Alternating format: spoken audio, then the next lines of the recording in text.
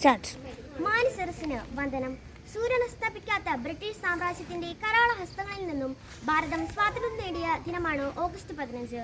1947 August 15 ഓരോ ഇന്ത്യക്കാരും സ്വാതന്ത്ര്യത്തിന്റെ അനന്തവിഹായസിലേക്ക് പറന്നുയർന്ന ദിനമാണ്. അതെ, ഇന്ത്യക്കാരുടെ സ്വാതന്ത്ര്യ ദിനം. ഈ ദിനം നാം ഓർക്കുകയും ആഘോഷിക്കുകയും ചെയ്യുമ്പോൾ ഇന്ത്യയോടുള്ള കൂറും സ്നേഹവും നമ്മിൽ പ്രകടമാകുന്നു. എന്നാൽ നാം ഇന്ന് ആഘോഷിക്കുന്ന ഈ സ്വാതന്ത്ര്യദിനം അനേകം പുണ്യാത്മാക്കളുടെ കഠിനാധ്വാനവും ജീവത്യാഗത്തിൻ്റെ ഫലമാണെന്ന് നാം ഒരിക്കലും മറക്കരുത്. അവരെല്ലാം ഈ ദിനം നമുക്ക് സ്നേഹപൂർവ്വം ഓർക്കാം. 1947 നിന്നും 2024 എത്തുമ്പോൾ ഇന്ത്യ വളർച്ചയുടെ പടവുകൾ ചവിട്ടിക്കയറുകയാണ്. ശാസ്ത്ര സാങ്കേതിക മേഖലകൾ, വിദ്യാഭ്യാസം, പ്രതിരോധം എന്നിവയിൽ ഇന്ത്യ കുതിക്കുന്നു. ചന്ദ്രയാൻ, മംഗൾയാൻ, ആദിത്യ L1 എന്നിവ ഇവയുടെ നേർക്കാഴ്ചകളാണ്. ലോകത്തിലെ ഏറ്റവും വലിയ 4ാമത്തെ പ്രതിരോധ ശക്തിയായി ഇന്ത്യ മാറിയതിൽ നമുക്ക് അഭിമാനിക്കാം. നാനാത്വത്തിൽ ഏകത്വമാണ് നമ്മളുടെ ഏറ്റവും വലിയ സവിശേഷത.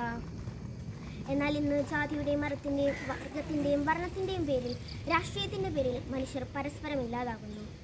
കൊലപാതകവും കൊള്ളിവെപ്പും സ്ത്രീപീഡനവും സ്ത്രീധന മരണങ്ങളും ഇതിൻ്റെ തുടർക്കഥയാണ്. എന്നിരുന്നാലും പ്രതീക്ഷയ്ക്ക് വകയുണ്ട്. ഉരുൾപൊട്ടലിൽ ഒരു ഗ്രാമം ഒലിച്ചു പോയപ്പോൾ ജനങ്ങളും രക്ഷാസൈന്യങ്ങളും കണ്ണും മെയ്യും നോക്കാതെയാണ് രക്ഷാപ്രവർത്തനത്തിൽ ഏർപ്പെട്ടത്. അങ്കോളയിൽ മണ്ണിടിച്ചിലിൽ കാണാതായ യുവാവിന് വേണ്ടി ഒരു നാട് ഒന്നാകി ഒരുമിച്ചു. ഭാരതം 78ാം സ്വാതന്ത്ര്യദിനം ആഘോഷിക്കുമ്പോൾ നമുക്ക് അഭിമാനിക്കാം, സന്തോഷിക്കാം. ഇന്ത്യ എൻ്റെ രാജ്യമാണ്, എല്ലാ ഇന്ത്യക്കാരും എൻ്റെ സഹോദരി സഹോദരന്മാരാണ് എന്ന വാക്യം ഹൃദയത്തിലേറ്റി പറയാൻ നമുക്ക് സാധിക്കണം.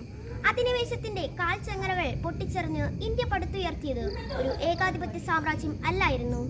അത് ജനങ്ങൾക്ക് വേണ്ടി ജനങ്ങളെ നയിക്കപ്പെടുന്ന ഒരു സാമ്രാജ്യം എന്ന വ്യവസ്ഥയാണ്.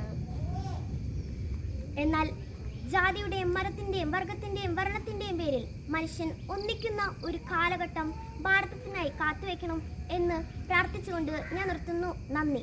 ജയ് ഹിന്ദ്.